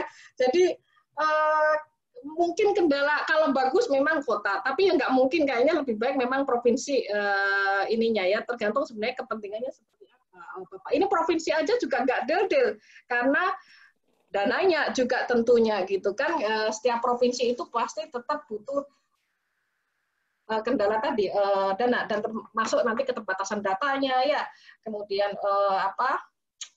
kalibrasi dari setiap itunya, nanti kalau pakai CG itu nanti ininya ke situ. Kemudian IO, apakah ini sebenarnya terkait dengan pertanyaan Bapak yang terkait tadi terakhir ya, apakah direkomendasikan sebagai policy ya untuk tahap awal sebagai indikasi sektor misalnya unggulan atau memiliki keterkaitan ke depan maupun ke belakang, boleh ya, nggak apa-apa ya. Tetapi kalau kita bicara mengenai tadi dampak atau respon perubahan dari harga misalnya ya, yang lebih kompleks yang mengaitkan di situ ada pasar input, pasar output, ada elastisitasnya ya, itu lebih baik menggunakan pemodelan keseimbangan umum dibandingkan dengan IO. Kira-kira seperti itu. Level itunya berbeda, Mas. Kalau misal Bapak ya. Jadi kalau sebagai indikasi awal aja mungkin IO nggak apa-apa gitu ya. Tapi kalau ingin melihat ininya mungkin ke situ. Kemudian apa lagi ya? CGI Indonesia perdagangan. Oke, sebenarnya CGI Indonesia bisa juga, Mas, untuk melihat perdagangan gitu ya. Dampak antar regionnya seperti apa nanti. Kalau ada peningkatan produktivitas, misalnya sentra produksi padi, misalnya Jawa Timur, Jawa Tengah, DIY ya, naik produktivitasnya, nanti ke aktivitas perdagangan akan juga terlihat gitu ya. Rasio ekspor impornya terhadap GDP pun juga akan terlihat. Kira-kira seperti itu, Mas Sanjaya ya. Mati Sanjaya ya. Kemudian apa lagi ya tadi? Sudah apa belum ya Teh? Kayaknya ke Bu Yati. Ini Bu, kalau untuk Apa? Ya, ini banyak pertanyaan mengenai bagaimana cara mengintegrasikan IRIO di dalam aplikasi Computable General Equilibrium, karena mungkin yang banyak hadir di sini merupakan peminat dari ilmu-ilmu terkait dengan pengembangan kewilayahan ya, kalau menurut saya. Untuk itu mengundang Ibu Dr. Yetilis Purnama Dewi, kemudian juga Pak Dwi Haryono kalau mau menyampaikan insight, Pak. Silakan, Bu Yeti. Bu Sarah dan juga mungkin gabung. Dan Bu Sarah, oke, tentu saja. Siapa dulu? Bu Yeti, Bu, mangga silakan, Bu. Ya, jadi yang karena senior ya, dikasih yang senior walaupun ilmunya belum tentu lebih senior ya. Nanti mohon dikoreksi ya kalau ada kurang pas begitu ya. Jadi terima kasih atas pertanyaannya Pak Made Sanjaya ya. Itu jadi terkait dengan penggunaan CGA khususnya untuk studi saya itu pakai IRIO ya, alhamdulillah senang banget IRIO waktu itu, dan kebetulan waktu itu almarhum mengikut serta selain untuk studi ini juga ada kerjasama penelitian dengan BAS begitu ya, jadi data itu sangat supported gitu ya, selain dan BAS-nya sendiri waktu itu bersama dengan BPS begitu ya. Nah jadi satu juga tidak sekedar tadi IRIO ya, memang secara umum CGA ini terlepas dari kerennya ya, dengan alat analisis ini hasil analisis itu sangat luas, sangat complicated begitu ya, sehingga bisa kita membuat banyak jurnal begitu ya, karena selain kita bisa melihat dampaknya terhadap ekonomi mikro, juga kita bisa melihat dampaknya terhadap ekonomi makro seperti kemiskinan, pengangguran, kemudian GDP gitu ya. Nah, apalagi kalau pakai IRIO ya. Jadi dengan IRIO itu tidak hanya tadi bisa melihat dampak secara nasional, tetapi bisa juga melihat dampak secara regional begitu ya. Hanya memang itulah kita saat itu ya. Nih, saya tidak update lagi untuk terakhir karena lebih melenceng ke yang lain begitu ya, karena memang itu salah satu alasannya juga, padahal waktu Penas dengan BPS juga kerja untuk mengembangkan IRIO gitu, tapi waktu itu memang belum kunjung selesai gitu ya. Jadi saya waktu itu pakai IRIO tahun 2005 gitu ya. Kemudian IO 2008 dan SEM atau SNSE tahun 2005 ya. Nah, pada dasarnya gitu ya, dengan CGA pakai IRIO ini gitu, data dasar yang digunakan tetap input output data IO. Karena itu data dasarnya saya IO 2008 penelitian saya waktu itu saya 2008, saya selesai 2010 ya, karena ada beberapa hal sehingga baru bisa 2009 sih sudah selesai ya, 2009, 2008, 2009 ya. Nah, jadi IO 2008 data dasarnya begitu ya. Nah, IRIO-nya pun kita masih sayangnya itu keterbatasan kita IRIO yang disebut dengan bottom up ya. Apa itu? Jadi IRIO bottom up ini begitu ya. Dengan IRIO bottom up itu tidak memungkinkan kita melihat dampak suatu apapun ya, simulasi apakah kebijakan dari pusat ya, tapi memang kita dampak simulasi itu hanya seolah-olah kita dari pusat karena bottom up. Nah, sebetulnya di dalam kenyataan kalau ada kebijakan itu dampak itu mestinya tidak hanya dari pusat bagian ke daerah itu, tapi kalau daerah itu terimpact, maka mestinya daerah yang berdekatan itu bisa saling mempengaruhi kan ya gitu. Nah, di dalam bottom up IRIO ini tidak bisa melihat itu begitu ya. Nah, jadi kelemahan IRIO bottom up ini itu dampak terhadap wilayah itu hanya berdasarkan share yang memang ada di saat jadi current year yang kita gunakan saat itu gitu ya. Jadi share dari masing-masing share berdasarkan sektoral dan kemudian akhirnya share ke GDP-nya begitu ya.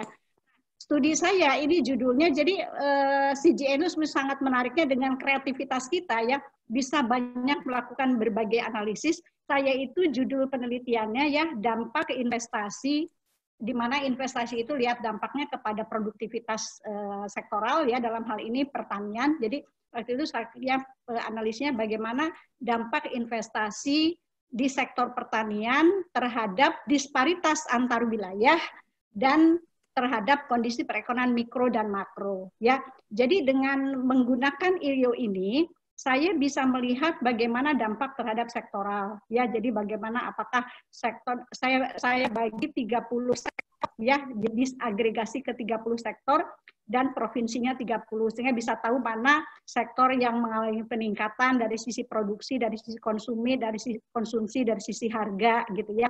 Kemudian dampaknya kepada kemiskinan, ada GDP, dan kemudian tadi akhirnya dampak kepada perekonomian wilayah. Wilayah-wilayah mana yang GDP-nya meningkat, wilayah mana yang GDP-nya menurun, ya. Nah, dan kemudian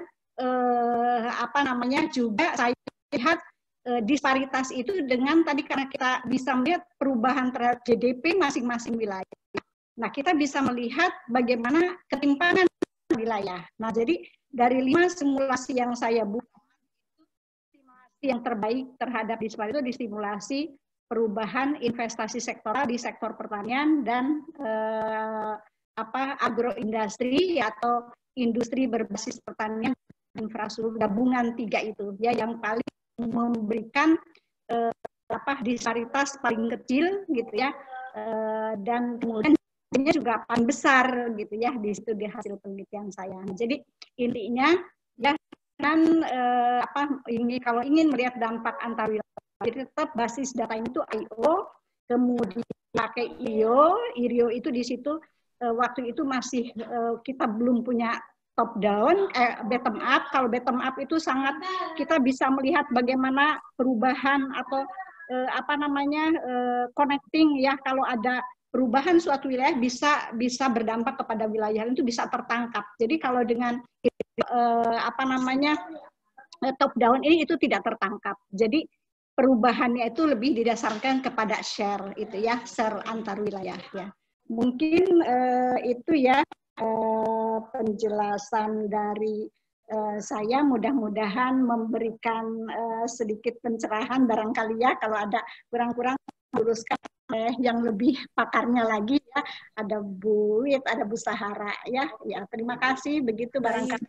Ya. Baik, siap hatur nuhun Bu Yeti atas pencerahannya.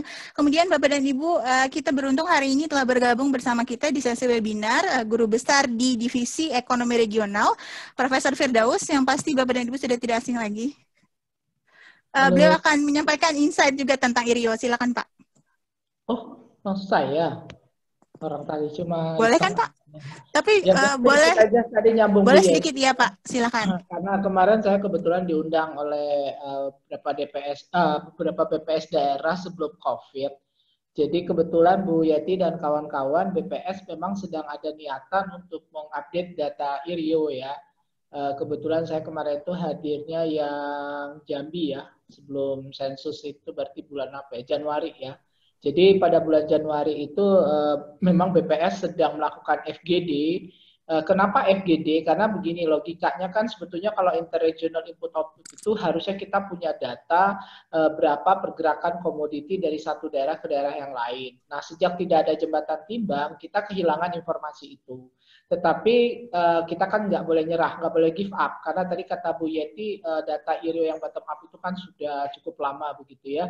Nah, untuk mengupdate itu tentu kita nggak bisa tadi pakai data yang sudah tidak disurvei lagi. Maka BPS akhirnya mengambil keputusan untuk mencoba mencari solusi dengan apa?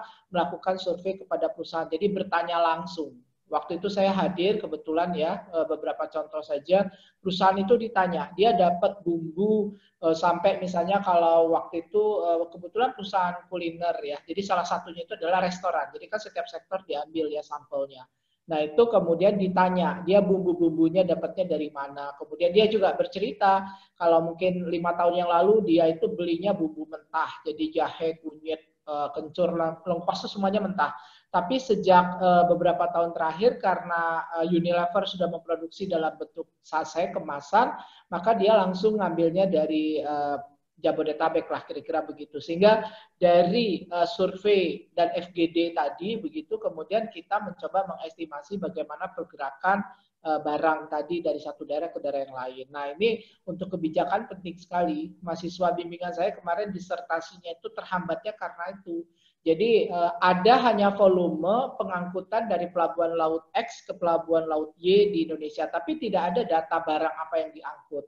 Karena memang tidak didata. Padahal itu tadi ya, seperti disampaikan oleh Bu Wit, Bu Sarah, dan Bu Yeti, untuk kebijakan ya, dengan terutama pandemi COVID ini, tadi saya juga baru diskusi pagi, itu kata kuncinya cuma satu, yaitu penguatan perdagangan antar daerah.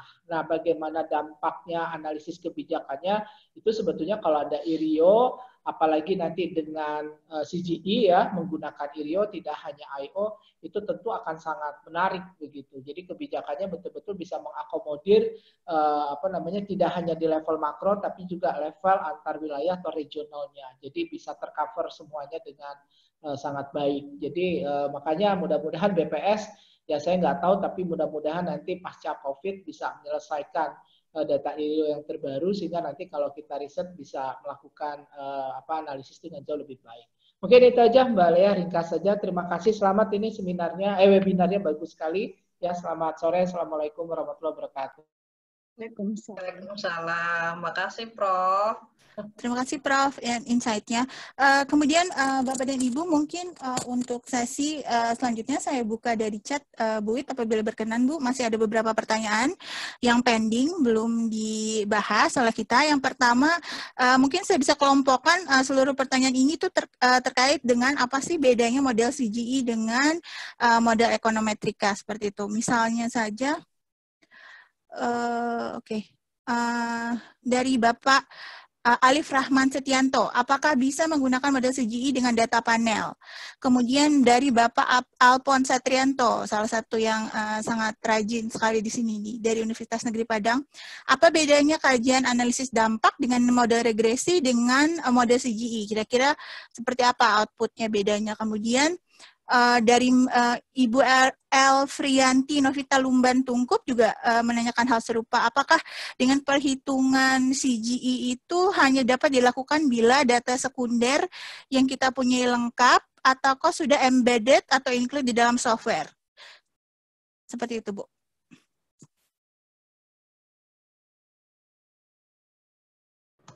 Baik, jadi tadi apakah beda dengan model regresi?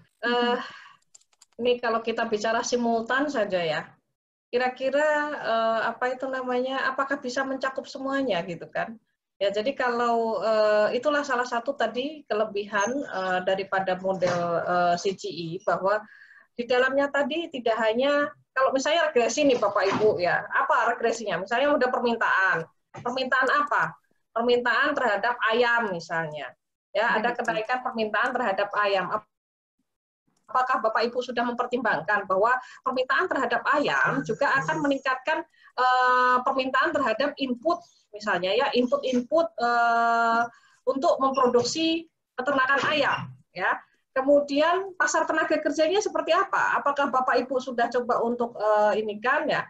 Jadi keterkaitan baru kemudian nanti ke sektor lain, misalnya restoran, ya, pariwisata, final demand, ya, seperti yang kemarin disampaikan oleh Bu Sahara bahwa suatu sektor atau produk atau komoditas itu bisa menjadi input atau juga nanti dia kalau tidak digunakan oleh sektor lain berarti dia final demand gitu ya.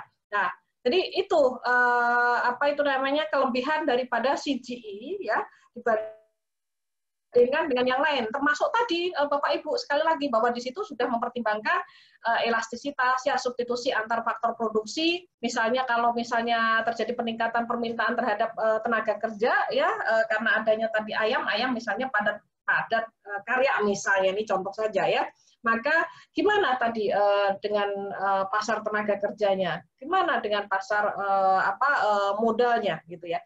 Jadi di sini kompleks gitu ya. Yang apalagi misalnya kalau kita bicara mengenai dampak dari suatu perdagangan lebih kompleks gitu ya, perdagangan dunia gitu ya, yang akan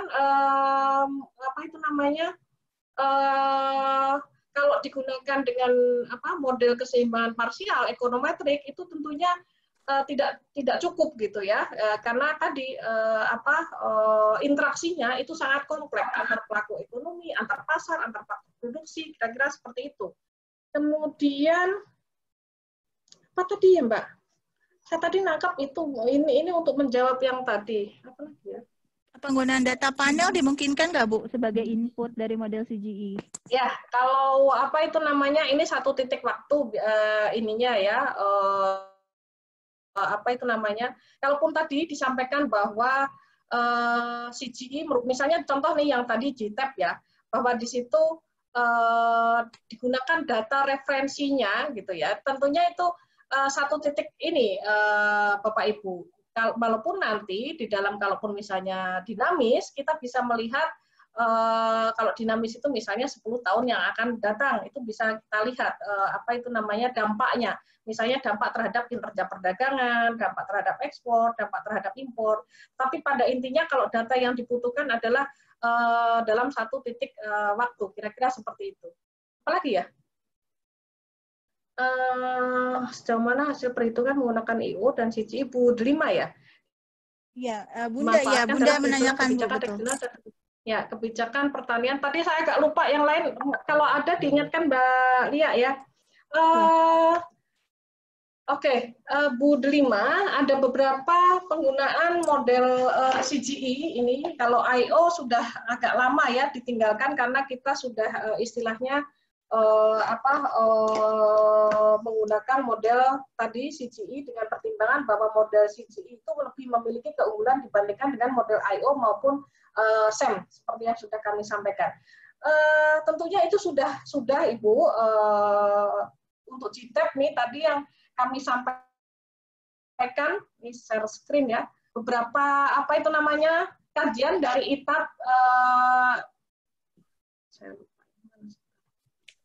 kajian dari ITAP digunakan untuk berbagai apa itu namanya rekomendasi kebijakan, seperti misalnya yang baru untuk sektor jasa EFTA ya.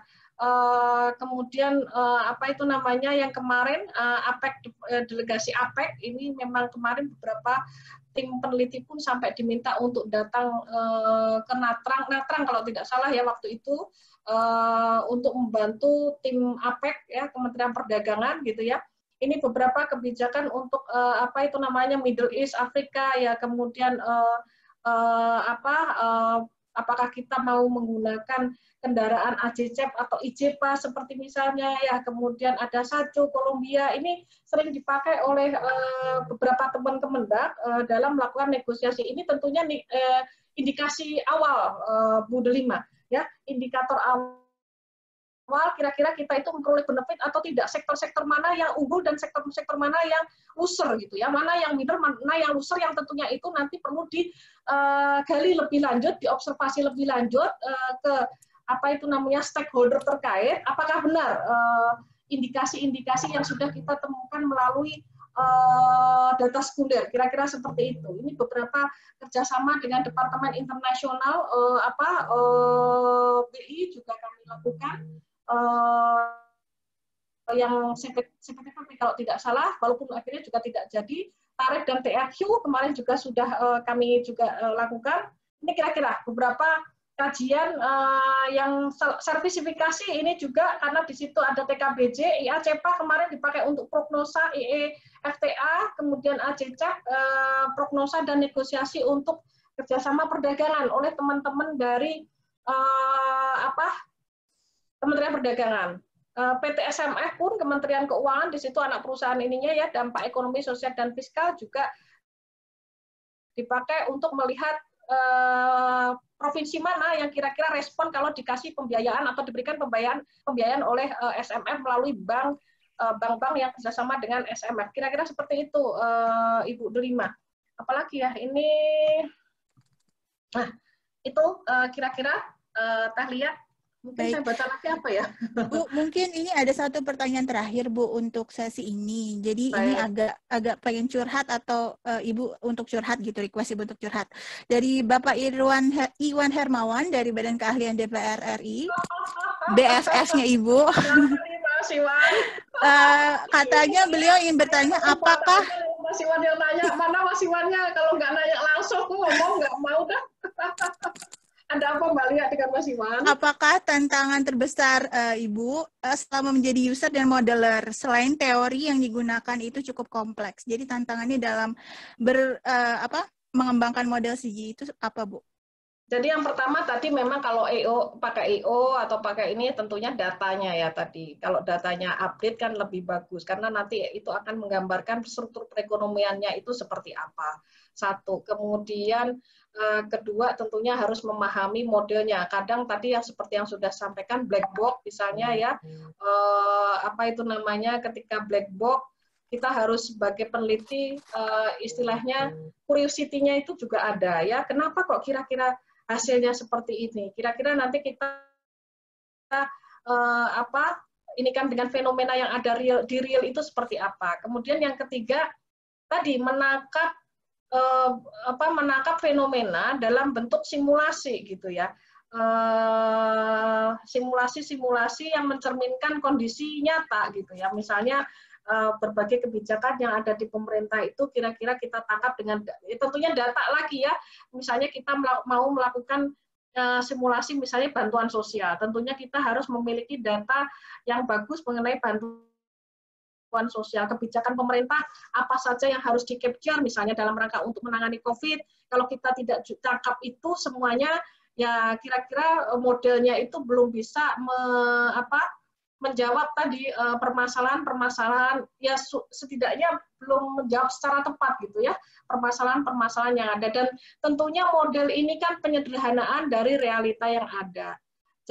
Bukan berarti terus kemudian model ini terus saklek bener atau ini ya, tentunya tadi seperti saya sampaikan, pasti ada variabel lainnya juga ya yang tidak bisa kita kontrol, kira-kira seperti itu. Jadi kalau Mas Iwan sendiri ini sudah bisa menjawab sih, kira-kira apa sih tantangannya? Kayaknya ini pertanyaannya retoris. Kira-kira seperti itu, Mbak Lia. Sering diskusi kalau ini sering nanya, kenapa ya? Seringnya juga, apa ya Mas, kita harus ini nih, gitu biasanya. Kenapa kok misalnya perdagangan diturunkan tarifnya, kok kinerja perdagangan kita turun ya? Kok kenapa hasilnya sektor ini kok turun ya? Nggak ada ya? Berarti kita harus lihat lagi nih datanya, elastisitasnya gitu ya. Kadang kita waktu misalnya ini harus diperbaharui itu parameter yang ada di situ yang tentunya itu juga akan mencerminkan kondisi realnya, kondisi lapangnya, kira-kira seperti itu. Baik Ibu, terima kasih untuk sharingnya, baik secara keilmuan, kemudian juga pengalaman. Terima kasih, pasti sangat bermanfaat sekali bagi seluruh peserta webinar hari ini. Mohon maaf sekali Bapak dan Ibu, karena keterbatasan waktu, sesi diskusi sudah kami cukupkan sampai di sini. Mungkin nanti panitia akan memberikan informasi kontak untuk narasumber, Ibu Dr. Widyasuti, Ibu Dr. Sahara, Ibu Dr. Yetilis, kemudian Bapak Prof. Firdaus akan kami sampaikan di WhatsApp grup selanjutnya maksud saya. Untuk kesempatan hari ini, kami mempersilahkan kepada Ibu Sahara, Ketua Departemen Ilmu Ekonomi, untuk memberikan closing statement. Dipersilahkan kepada Ibu Dr. Sahara. Baik, terima kasih Teh Lea atas waktu yang diberikan. Jadi, Assalamualaikum warahmatullahi wabarakatuh. Bapak Ibu sekalian, selama 5 hari dari Senin sampai Jumat ya, berturut-turut kita telah membahas berbagai alat analisis untuk penentuan leading sektor di suatu wilayah. Jadi memang kita fokus kepada regional di sesi webinar hari ini. Dan kalau kita lihat, diskusi yang terjadi itu sangat menarik sekali. Tidak hanya satu arah dari kami saja, tetapi juga kami mendapatkan banyak sekali insight dari Bapak Ibu sekalian. Dimulai dari hari pertama, yaitu kita mulai dari model yang paling sederhana sekali, yaitu LQ, kemudian kita lanjutkan dengan shift share, lalu kemudian kita lanjutkan lagi dengan IO di 2 pertemuan, dan terakhir kita hari ini membahas tentang CGI. Dan saya perhatikan peserta luar biasa ya, dari hari pertama sampai hari terakhir itu konsisten di 500 sampai 600. Sebenarnya sih yang daftar 900-an ya. Kita sudah nutup banyak yang ini, cuman akhirnya banyak yang nggak hadir juga. Mungkin karena sudah WFO, tapi nggak apa-apa ya. 500-600 peserta yang sangat serius itu sudah sangat luar biasa tentu saja. Lalu kemudian terkait dengan kalau saya perhatikan, saya analisis sedikit, ternyata latar belakang atau tempat bekerjanya peserta itu sangat beragam sekali. Saya lihat di sini ada yang hadir, banyak juga yang hadir itu dosen. Lalu kemudian peneliti juga banyak, peneliti baik yang berasal dari institusi swasta maupun peneliti yang berasal dari kementerian-kementerian. Lalu kemudian saya perhatikan juga teman-teman Bapeda itu juga banyak, teman-teman BPS juga alhamdulillah banyak hadir, dan kemudian tentu saja teman-teman mahasiswa. Sehingga kalau kita lihat ya, melihat dari keberagaman peserta ini diharapkan alat analisis ini dapat diaplikasikan nanti di tempat Bapak Ibu sekalian ketika membahas leading sektor di suatu wilayah. Bu Wit tadi sudah membahas dan kita sudah berdiskusi bahwa bukan berarti setelah dapat CGI harus CGI semua, tidak. Tergantung data yang ada, tergantung ketersediaan model yang ada di tempat Bapak Ibu sekalian, dan tergantung juga kepada expert dari Bapak Ibu sekalian. Kalau memang, oh Bu, saya datanya hanya ada untuk sampai ship share atau untuk sampai LQ, ya sudah nggak apa-apa, toh ship share dan LQ itu sudah ada yang dinamisnya juga ya. Kalau misalnya sudah ada I/O di tempat Bapak Ibu sekalian dan ingin melihat keterkaitan antar sektor, ya monggo saja, terlepas tadi ada kelemahan yang di tabel, kelemahan yang kita ketahui asumsi-asumsi I/O itu sangat ketat. Tapi nggak apa-apa, as long as ya, kalau kata Pak Fir dulu, ketika Pak Fir ini guru saya ya, ketika beliau mengajarkan kami itu, Pak Fir, all models are wrong ya, dia bilang semua model itu salah, tapi setidaknya kita tahu ya bahwa ketika kita menggunakan suatu alat analisis, kita tahu ini loh kelemahan model ini ya, sehingga bisa kita combine dengan yang kita diskusikan kemarin melalui FGD, melalui survei dan sebagainya untuk mendapatkan hasil yang lebih bisa kita implementasikan di lapangan, seperti itu kira-kira.